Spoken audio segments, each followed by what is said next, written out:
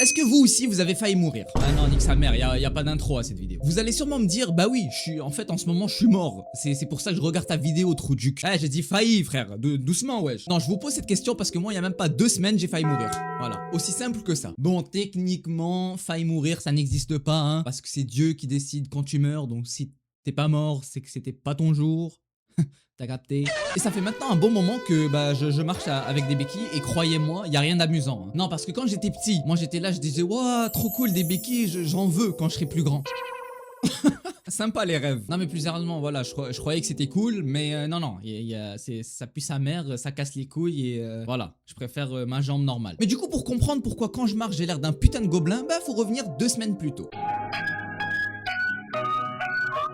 Il y a 2 semaines, je reçois un coup de fil de mon médecin de famille qui me dit ouais, salut Yacine, voilà quoi, ça fait longtemps qu'on s'est pas vu, du coup j'aimerais bien que on se prenne un rendez-vous histoire que je puisse voir ta progression avec ton acné, voilà. Parce que voilà, j'ai un suivi, bref, vous vous en battez les couilles. Du coup normal, je lui dis c'est simple, donne-moi la date, l'adresse et je viens frérot. Octogone sans règle. Et à quoi? Ouais bon, je pense que vous avez compris, c'est pas ce que j'ai dit. Du coup elle me dit voilà, tu peux passer le lendemain à 17 h et moi je lui réponds bah oui.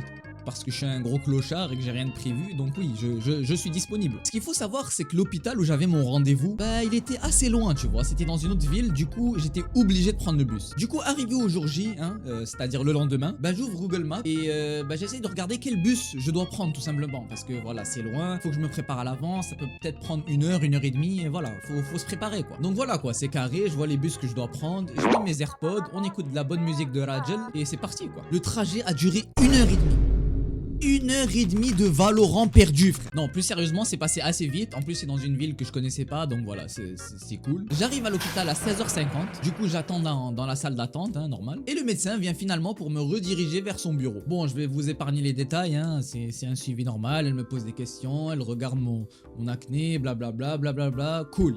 On finit tout ce qu'on a à faire et je ressors à 18 h. Me demandez pas comment ça a pris 1 heure, j'en ai aucune idée, voilà.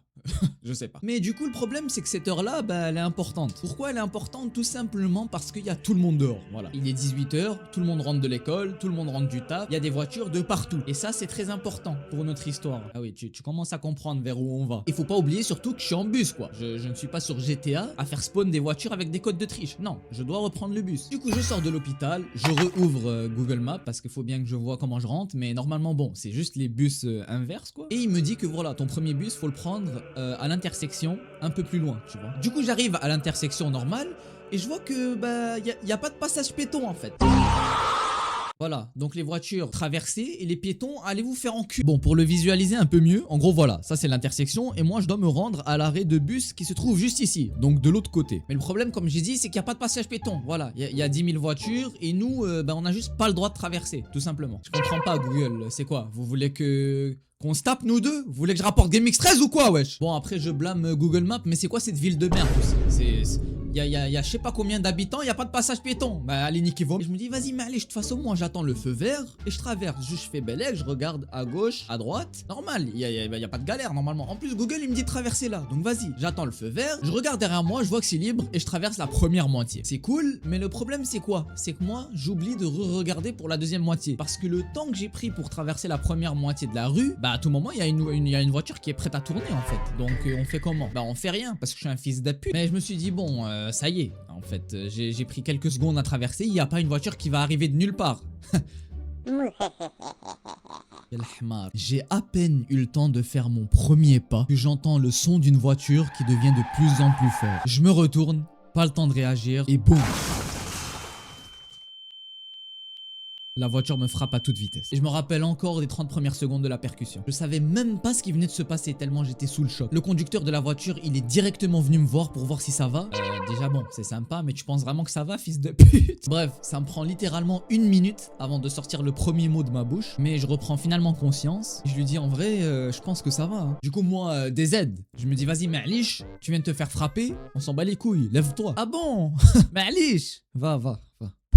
Va avant que je te baise ta mère. Et bah non frère, mon cerveau il me dit ça va, mais mon corps mon corps il est en PLS. Frère là j'étais à 1 HP, il me restait plus de bandage et en plus j'étais hors zone. La seconde où j'ai essayé de me lever, ma jambe elle a bloqué carrément. Elle commençait à trembler toute seule. Ouais, je parle de ma jambe parce que si vous voulez, avant que la voiture me frappe, j'ai eu 1 milliseconde où j'ai eu le temps de me retourner et mettre ma jambe droite vers l'avant. Et du coup, bah, elle a tout pris. Du coup, bon, le monsieur qui m'a frappé, il voit que ça va pas du tout. Je suis en train de trembler, de faire des émotes Fortnite sur le sol. Du coup, il appelle la police, hein, pour qu'ils appellent l'ambulance et toute la merde. Et bon, après quelques minutes, il y a d'autres gens sympas qui sont venus essayer de m'aider, quoi. D'ailleurs, je remercie ces deux hommes, hein, un jeune étudiant et un plus vieux. Ils sont assurés vraiment que j'allais bien à 100% avant de se casser. Spécifiquement le vieux. Il m'a donné son manteau juste pour que je reste au chaud. Alors qu'il faisait moins 10 degrés dehors. C'est quoi ce goat en fait? That's why he's the goat! Ouais, il m'a donné son manteau, il m'a dit t'inquiète frérot, déjà des aides et j'ai 4 manteaux dans la voiture.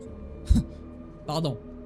C'est quoi? C'est de resto impress dans ta voiture ou quoi frère? D'ailleurs, juste pour vous prouver que je mens pas, je vais vous montrer la veste. Totalement normal. Voilà la veste. Bon après, voilà quoi, c'est une veste de daron tu vois. Ouais, je trouvais, elle avait un style et en plus ça fait un souvenir. Donc c'est sympa. Donc le monsieur s'il regarde la vidéo, bah merci.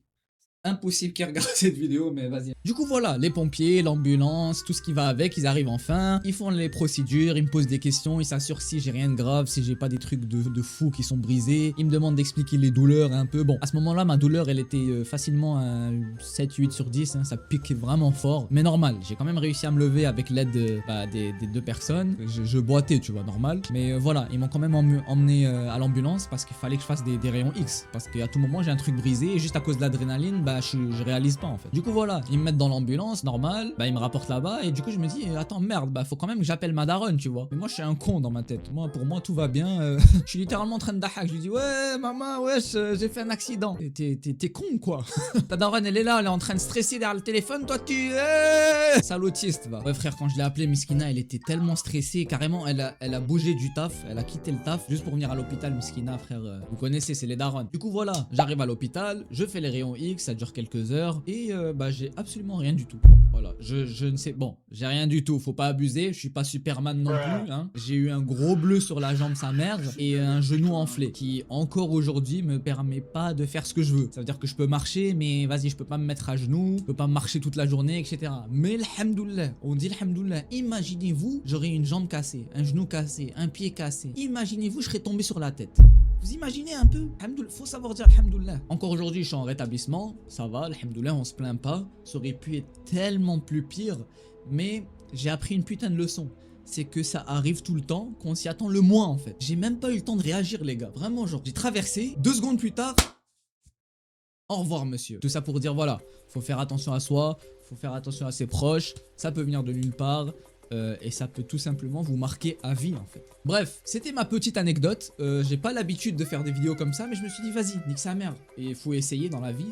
Et en plus c'est une dinguerie quand même ce qui m'est arrivé.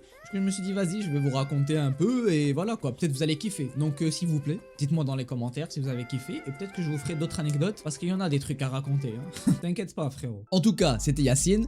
Prenez soin de vous, prenez soin de vos proches et n'oubliez pas de t'abonner surtout. C'est gratuit en fait. Il y a 100 000 abonnés, je montre mon sgay. Y'a un machin, j'ai de la cuche. C'est mon parfum avec mes loupards dans le pied. C'est mieux cricher dans des bazars. Ça des enfants en bas âge, me mélange pas, c'est des bâtards. C'est la bagarre.